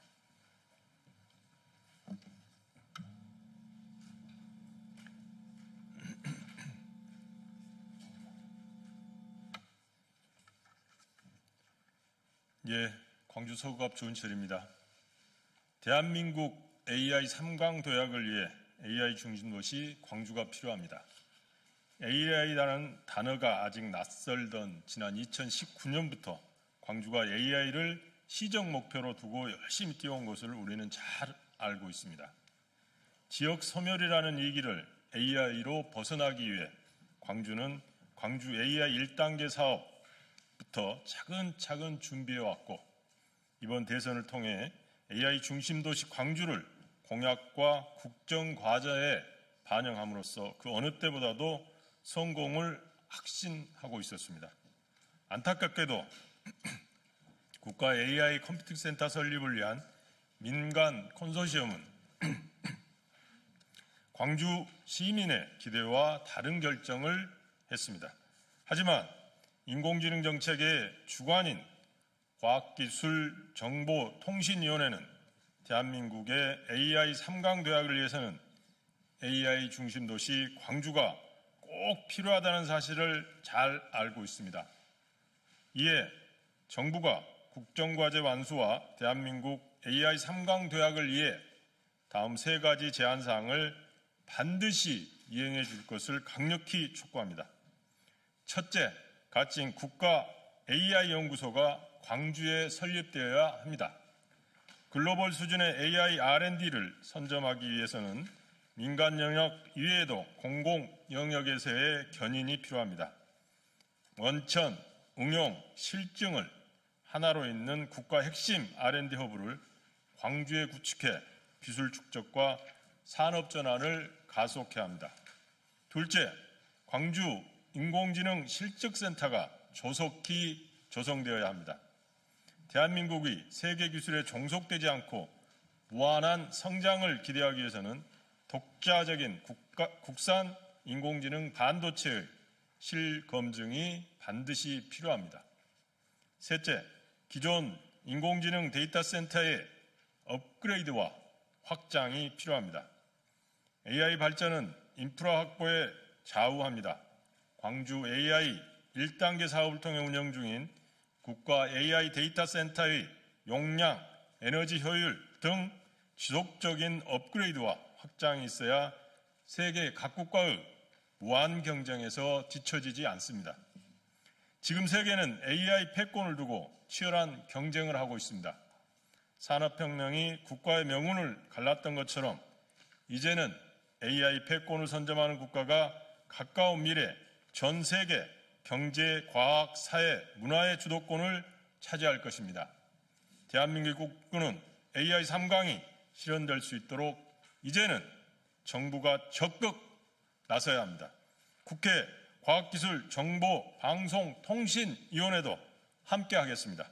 2025년 10월 23일 국회 과학기술정보방송통신위원회 더불어민주당 조국혁신당 의원일동 최민희, 김현, 김우영, 노정면, 이정헌, 이주희, 이훈기, 정동영, 조인철, 한민수, 황정아, 이혜민 이상입니다. 개혁신당 대변인 정이한입니다. 이상경 차관 이쯤 하고 40억 집으로 돌아가십시오. 이상경 국토부 1차관이 아파트 갭 투자와 자신의 망언에 대해 1분 57초짜리 사과를 했습니다. 그러나 이는 진정성 없는 형식적 사과에 불과했습니다. 이 차관의 사과에는 무엇을 어떻게 잘못했다는 구체적인 내용이 전혀 없습니다. 그저 막연하게 국민의 마음을 헤아리지 못했다, 눈높이에 못 미쳤다는 막연한 표현만 나열했을 뿐입니다. 33억 5천짜리 아파트 매입 과정을 설명하면서는 배우자 뒤에 숨는 비겁한 변명도 빼놓지 않았습니다. 국토행정 경험이 부족한 인사를 1차관으로 임명할 때부터 이런 사태는 예견된 것이었습니다. 그저 이재명 경제공동체에게 일확천금의 기회를 안겨준 대장동 조력자로서의 공로 때문이었을 겁니다. 정부가 발표한 부동산 대책에 따르면 2차관의 갭 투자 행위는 분명히 해서는 안 되는 투기에 해당합니다. 자신은 이미 해놓고 국민에게는 하지 말라는 이중잣대에 국민은 분노하고 있습니다. 11호 대책 이후 서울, 경기 아파트 가격이 신고가를 경신하고 있습니다. 안양, 수원, 오산, 의정부까지 그 불길이 번지는 중입니다. 그런 반면 노원, 도봉, 강북 등 노도강 지역 주민들은 억울합니다. 집값은 오르지도 않았는데 강남처럼 규제를 받고 있기 때문입니다. 이것이 경험 없는 정책 담당자들에게 국정을 맡긴 결과입니다. 시장은 왜곡되고 주거 이전의 자유를 빼앗긴 채 혼란만 가중되고 있습니다. 오늘 이 차관은 주택 시장이 조기에 안정될 수 있도록 최선을 다하겠다고 했습니다. 그리고 이번 일을 계기로 자신을 다시 한번 돌아보겠다고도 했습니다. 부디 최선을 다하지 마십시오. 그러다 더 망가집니다. 자신을 돌아보지도 마십시오. 그냥 집으로 돌아가십시오. 작년에 33억 5천만에 샀다는 그 집이 지금은 40억 원이 되었으니 사퇴하시더라도 마음은 편하시겠습니다.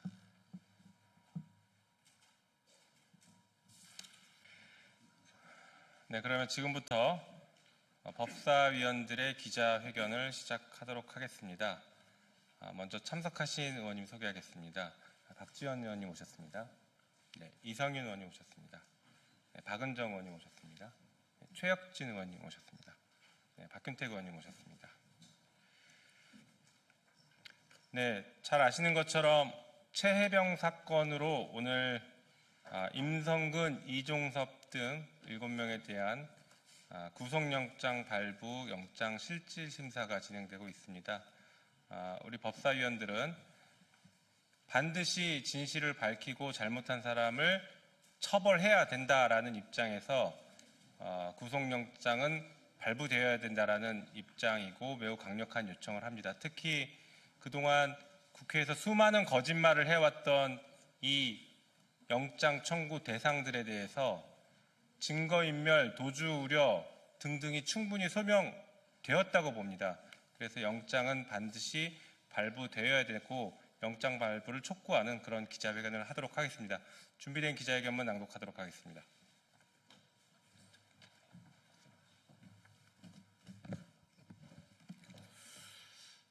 최혜병 사건 권력 외압의 진실을 반드시 구속사로 밝혀야 합니다. 국회 법제사법위원회 소속 더불어민주당, 조국혁신당, 무소속 의원 일동은 최혜병 사망 사건을 둘러싼 수사 외압 의혹에 관련해 현재 임성근, 이종섭, 김계환, 김동혁, 박진희, 최진규 등 7명에 대한 구속영장 실질심사가 진행 중에 있습니다. 이에 대해 국민 앞에 다음과 같이 엄중한 입장을 밝힙니다. 해당 사건은 단순한 군 내부의 일탈이 아닙니다. 대한민국 헌정질서와 군 사법 체계를 뒤흔든 중대한 권력범죄입니다. 특검 수사 결과 윤석열 당시 대통령이 수사 결과 보고에 격노한 직후 이종섭 전 장관을 비롯한 국방부 수뇌부가 수사 방향을 돌리고 결과를 은폐한 정황이 명확히 드러났습니다. 이는 단순한 행정 개입이 아니라 대통령의 격노가 군 수사에 직접 영향을 미친 전형적인 외압 사건으로 헌법이 보장한 군의 정치적 독립과 사법의 독립을 근본부터 훼손한 행위입니다. 직권남용입니다.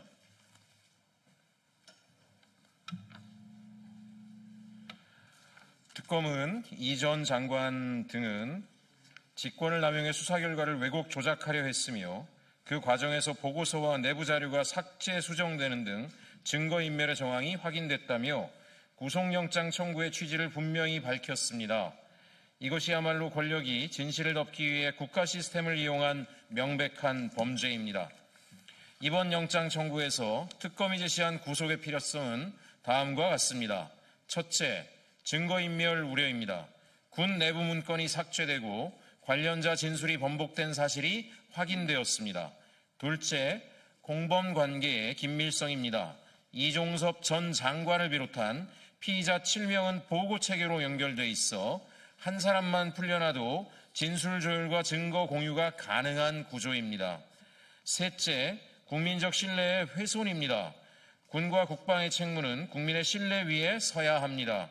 공정해야 할 군 수사와 국방의 기본 의무가 권력의 입김에 흔들린다면 국민은 더 이상 국방을 신뢰할 수 없습니다. 지난 7월 22일 김계환 전 해병대 사령관의 구속영장이 기각됐을 때 국민은 분노했습니다. 또다시 봐주기 수사라는 오명으로 이어진다면 국민의 사법 신뢰는 완전히 무너질 것입니다. 이번에는 달라야 합니다. 윤석열 정권의 격노와 외압, 그리고 그런 폭정 국정이 다시는 군을 지배해서는 안 됩니다. 법은 살아있고 권력은 법 위에 설 수 없습니다. 사법부는 국민 앞에서 법과 양심에 따라 판단해야 합니다. 국제법제사법위원회 소속 더불어민주당, 조국혁신당, 무소속 위원 1동은 강력히 촉구합니다. 이정재, 정재욱 판사는 법과 양심에 따라 구속영장을 발부해 주십시오. 이번 구속영장은 단순한 절차가 아니라 정의와 공정, 그리고 국가 시스템의 회복을 가늠하는 시험대입니다. 국민의 분노는 이미 임계점에 다다랐습니다. 만약 법원이 다시 한번 권력의 눈치를 본다면 그 책임은 전적으로 사법부에 돌아갈 것입니다. 임성근, 이종섭, 김동혁, 김계환 등 관련자들은 반드시 법정에 서야 하며 모든 외압의 실체가 드러나야 합니다. 국회 법제사법위원회 위원들은 국민과 함께 끝까지 이 사건의 진실을 추적할 것입니다. 반드시 구속수사로 정의가 살아있음을 보여주십시오. 구속영장 발부를 촉구합니다. 2025년 10월 23일 더불어민주당, 조국혁신당, 무소속 법제사법위원회 위원 1동. 감사합니다. 수고하셨습니다. 네, 이상으로 기자회견을 마치도록 하겠습니다.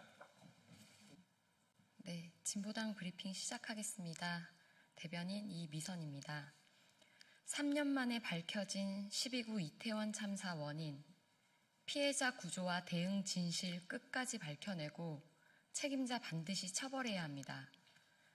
오늘 12구 이태원 참사 3주기를 앞두고 정부는 지난 7월 23일부터 진행한 경찰청, 서울시청, 용산구청 합동감사 결과를 발표하며 62명을 징계하겠다고 밝혔습니다. 그러나 결과는 참담합니다. 대통령실 용산 이전으로 경찰은 참사 당일 대통령실 인근 집회 관리에만 인력을 집중 배치했고 정작 이태원 일대에는 경비 인력이 배치되지 않았습니다. 용산구청은 사고 직후 초동 보고조차 하지 못했고 재난 대응 체계는 완전히 마비되었습니다. 더 분노를 치밀게 하는 건 참사 시각 구청 상황실 일부 직원들이 대통령 출근 시 미관을 위해 대통령 비판 전단지를 제거하느라 현장에 투입되지 못했다는 사실입니다. 국민이 살려달라 외치는 그 순간 행정은 윤석열 정권의 심기 경호에만 혈안이 되어 있었습니다. 이게 국가냐 묻지 않을 수 없습니다. 3년 만에 나온 감사 결과는 너무 늦었지만 지난 3년간 윤석열 정부가 책임을 철저히 외면해 왔음을 명백히 드러냅니다. 참사 이후 단 한 명도 제대로 처벌받지 않았고 주요 책임자들은 퇴직으로 면피했습니다. 국민의 생명은 철저히 버려졌고 권력만 보호받았습니다. 정부와 지자체, 경찰은 스스로 감사를 할 수 있었음에도 방관했고 일부 기관은 아예 감사를 거부했습니다. 윤석열 정권의 실체는 무능을 넘어 냉혹한 무책임 그 자체입니다. 진상규명은 이제 시작입니다. 이번 감사는 참사의 원인에만 초점을 맞췄을 뿐 피해자 구조와 대응 진실은 여전히 어둠 속에 가려져 있습니다. 왜 구조가 지연되었는가? 왜 생명을 살리지 못했는가에 대한 대답 없이는 진상규명은 완성될 수 없습니다. 아울러 관련자들에 대한 책임은 반드시 끝까지 물어야 합니다. 국민 생명을 외면하고 권력만 챙긴 이들의 무책임함에 대해 단호한 책임 추궁이 뒤따라야 합니다. 이 모든 진실을 밝혀내기 위해 싸움은 시민과 유가족들의 끈질긴 요구와 투쟁 덕분에 가능했습니다. 진보당은 가족과 친구를 잃은 유가족들에게 깊은 감사와 단호한 연대를 보냅니다. 그들의 3년은 끝없는 고통의 시간이었습니다. 이제 국가가 마땅히 책임져야 합니다. 진보당은 아깝게 별이 된 이들의 가슴에 품고 끝까지 진실을 밝혀내며 국민 생명이 최우선인 나라를 만들기 위해 함께하겠습니다. 이상 브리핑 마치겠습니다. 고맙습니다. 네, 조국혁신당 부대변인 박창규입니다. 이태원 참사 합동감사 결과 관련 외에 한 건, 이렇게 2건 브리핑 간략하게 하겠습니다. 이태원 참사 합동감사 결과에 즈음하여 이제 진실규명으로 나아가야 합니다. 이태원 참사에 대한 정부의 합동감사 결과가 발표되었습니다. 경찰의 경비계획 부재, 위험징후 보고 묵살, 용산구청의 재난보고체계 붕괴 등이 정부 발표에서 명시되었습니다. 참사가 결코 불가항력적인 사고가 아니었다는 점을 정부 차원 조사에서 분명히 한 것입니다. 이번 조사 결과는 윤석열 정부 합동조사에서 결론을 성급히 축소하거나 책임을 일부 실무자에게 한정하려 한 입장과도 차이를 보입니다. 2024년 윤석열 정부 시절 검찰 수사 결과는 형사처벌 대상자 특정에 집중되어 서울경찰청장과 용산구청장 등 개인 21명을 기소한 수준에 그쳤습니다. 조직운영 실패와 국가 시스템 붕괴라는 구조적 책임은 규명하지 못했고 결과적으로 유족과 국민은 왜 참사가 발생했는지 충분한 설명을 듣지 못했습니다. 반면 이번 합동감사는 대통령실 용산 이전 이후 경비력 운용 변화가 참사 원인에 영향을 미쳤다고 적시하고 있습니다. 행정지휘 체계의 총체적 실패를 국가 차원에서 처음 공식 기록했다는 점에서 의미가 있습니다. 참사의 진실에 늦게나마 국가가 접근한 것입니다. 이번 합동감사는 끝이 아니라 국가의 책임을 바로 세우는 출발이어야 합니다. 진상은 더 밝히고 책임은 더 명확히 해야 하며 재발 방지 대책은 더 견고히 해야 할 것입니다. 다음으로 서울구치소 교도행정 기강을 바로잡아야 합니다. 서울구치소 독방에 배정해주겠다며 뇌물을 받은 구치소 교도관이 구속되었습니다. 해당 교도관은 이를 대가로 2천만 원의 뒷돈을 받았다고 합니다. 법 집행의 최전선에서 탈선은 매우 개탄스러운 일입니다. 서울구치소는 윤석열, 권성동 등 내란 정권 핵심 인물들이 수감되어 있는 곳입니다. 이미 서울구치소는 윤석열 체포영장 집행 당시 소극적인 대응으로 교도소장이 교체된 바 있습니다. 이후에도 전담 인력 배치나 근무일지 미작성 등 특혜를 제공하고도 이를 은폐했던 정황이 있습니다. 교도, 구치 업무 교정 행정은 법 집행의 최일선입니다. 교도 행정에 있어서 어떠한 탈법적, 특혜적 조치도 있어서는 안 될 것입니다. 법무부는 교도 행정 전반의 엄정한 전수조사를 통해 공직기강을 바로잡아야 할 것입니다. 2025년 10월 23일 조국혁신당 부대변인 박창규입니다. 네, 안녕하세요. 처음 인사드리는 분도 계실 것 같은데요. 제가 오늘 평일에는 처음 나와서 인사드리겠습니다. 네, 이번에 민주당의 선임 부대변인이 된 임세은이라고 합니다. 반갑습니다. 네, 바쁜 국정감사 와중에도 다양한 취재활동을 해주시는 언론인 여러분께 감사 말씀드립니다. 네. 이태원 참사를 불러온 윤석열 정권의 대통령실 졸속 이전, 참회하고 대가를 받으십시오. 국무조정실은 오늘 이태원 참사의 주요 원인이 대통령실의 용산 이전에 있었다는 것을 정부 합동감사 결과로 발표하였습니다. 합동감사 결과 참사 당일 이태원 일대에 경비 인력이 전혀 배치되지 않았고 기존에 수립되었던 할로윈 데이를 대비한 이태원 인파관리 경비 계획을 윤석열 정부 들어선 2022년에는 수립하지 않았습니다. 또한 참사 당일에는 현장 경찰관들의 위험 신호 보고가 최소 11차례 있었으나 대통령실 인근 경호 지원으로 인력이 부족하다며 추가 투입 결정이 미루어졌습니다. 이는 서울경찰청과 용산경찰서 지휘부가 대통령실 인근 집회관리와 경비에 우선순위를 두고 인력을 운용했기 때문입니다. 오로지 대통령 한 사람의 경호를 위해 모든 행정력을 집중하고 수많은 시민의 안전을 뒤로 미룬 예고된 인재였습니다. 대통령실 용산 이전은 시작부터 막대한 세금 낭비와 비민주적이고 이해할 수 없는 절차와 결정으로 많은 비판을 받아왔습니다. 많게는 조 단위에 달하는 예산 투입, 졸속적인 준비 과정, 국방부와 합참 이전으로 인한 안보 공백 문제가 대두되었고, 용산 인근의 치안과 교통관리 인프라의 과부하가 발생하는 등 대통령실 이전은 윤석열 정권의 가장 실패한 결정이자 불통의 상징이었습니다. 수많은 비판과 논란을 감수하고 강행한 졸속 이전은 결국 국민 생명을 앗아간 비극의 주요 원인 중 하나였음이 이번 감사 결과로 입증이 된 것입니다. 이태원 참사 이후 대통령실 이전과 참사와의 연관성이 꾸준하게 제기되었으나 윤석열 정부는 그 연관성을 부인했습니다.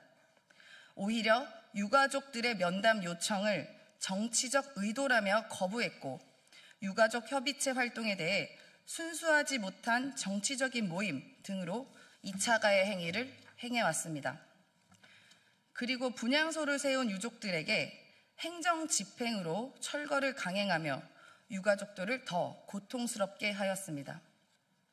내 가족이 왜 죽었는지 답하고 책임지라는 유가족의 호소에 윤석열 정부는 그 원인을 감추고 책임지지 않았으며 고통을 외면했습니다. 결국 이 졸속적이고 독단적이며 이기적인 대통령실 이전이라는 대가는 꽃다운 청년들의 생명을 앗아가는 비극으로 돌아왔습니다. 너무나 참혹합니다. 곧 이태원 참사 3주기가 다가옵니다.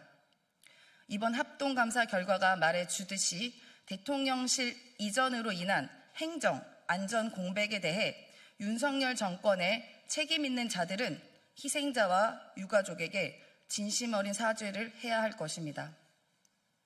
나아가 부실 대응으로 일관하고 2차 가해를 했던 관련자들에 대한 징계와 법적인 조치도 있어야 합니다. 그것이 희생자들과 유가족들에게 속죄하는 최소한의 도리일 것입니다. 네, 고맙습니다.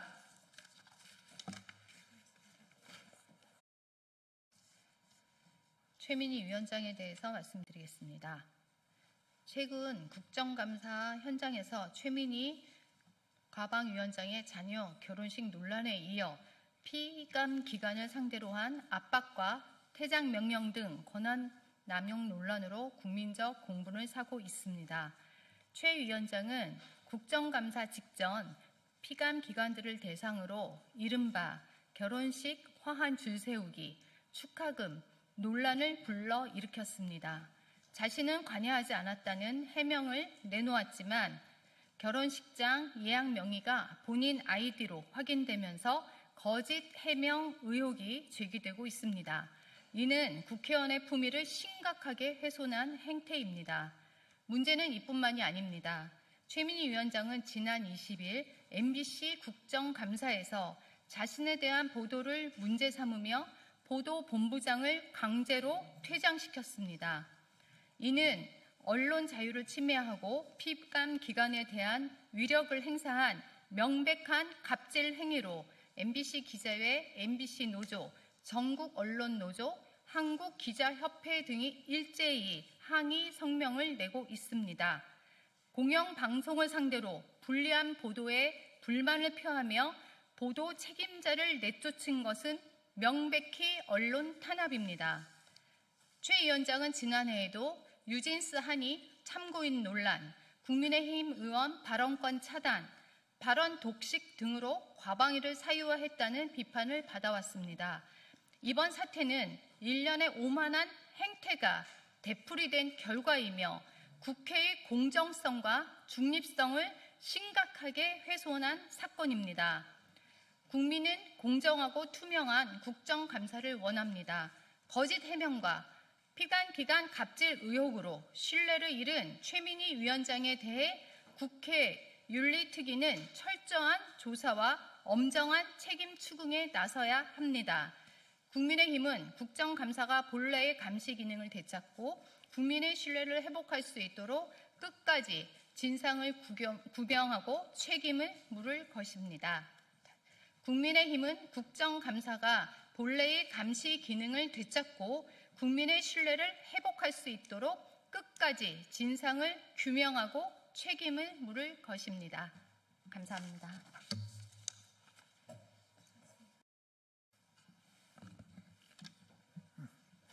예, 안녕하십니까. 국민의힘 조용술 대변인입니다. 오늘 이상경 차관 관련하여 논평 온마이크 하도록 하겠습니다. 국민을 조롱한 이상경 차관, 필요한 것은 국민 눈높이에 맞는 경질입니다. 이재명 정권은 국민 의견 수렴 없이 서민과 중상층을 옥죄고 청년 주거 사다리를 걷어찬 부동산 정책을 추진했습니다. 그 결과 현금 부자에게만 유리한 구조가 굳어졌고 논란의 중심에는 이 차관이 있었습니다. 그는 국민을 조롱하며 본인은 갭 투자로 막대한 시세 차익을 얻었습니다. 이 차관은 33억 5천만 원 아파트를 14억 8천만 원의 전세 보증금을 끼고 매입해 1년 만에 6억 원이 넘는 시세 차익을 거둔 것으로 알려졌습니다. 이는 대한민국 평균 연봉 4,500만 원을 받는 국민이 15년간 숨만 쉬고 모아야 할 금액을 단 1년 만에 번 셈입니다. 그럼에도 그는 갭 투자를 한 적이 없다, 이렇게 주장하며 국민을 기만했습니다. 이 정권은 부동산 투자도 투기로 규정하고 실거주의 부동산은 갭 투자라고 명확히 규정해 왔기에 그의 주장은 명백한 자기모순입니다. 그는 국민 눈높이에 미치지 못했다, 계속 최선을 다하겠다, 이렇게 말하며 유튜브를 통했지만 진정성 없는 형식적 사과에 불과합니다. 집값이 내려가면 그때 사라, 집값은 우상향할 것이다, 이렇게 말하며 국민을 조롱하던 인물이 카메라에 숨어 일방적 사과만 하는 것은 공직자로 무책임한 행동입니다. 국민 앞에 직접 나와 진심으로 사과하고 용서를 구했어야 합니다. 민주당조차 국민의 질타를 받자 국민 염장을 질렀다, 대통령이 책임지고 내보내야 한다, 이렇게 말하며 꼬리 자르기에 나섰습니다. 그럼에도 자리를 보전하려는 이 차관의 모습은 안타깝고 초라하기까지 합니다. 이재명 정권은 내로남불 부동산 정책에 대해 즉시 사과하고 이 차관을 즉시 경질해야 합니다. 더 이상 국민의 분노를 외면하지 말고 잘못된 부동산 정책을 진지하게 반성해야 합니다. 또한 여야정이 머리를 맞대고 국민이 공감할 수 있는 합리적이고 지속 가능한 부동산 정책을 마련하기 바랍니다.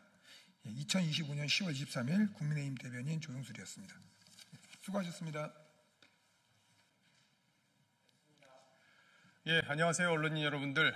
국민의힘 과방위 위원 1동으로 성명을 발표하기 위해서 오늘 이 자리에 섰습니다. 최민희 과방위원장의 행태가 도를 넘고 있습니다. 급기야 MBC 비공개 업무 보고에서 MBC의 보도가 마음에 들지 않는다는 이유로 보도본부장을 질책하고 그 이후에 보도본부장을 퇴장시키는 조치를 내려서 국민적 비난을 현재 받고 있습니다. 단순히 이게 국민적 비난에 그칠 일이 아니라 법률 위반 소지가 크다는 게 저희 판단입니다.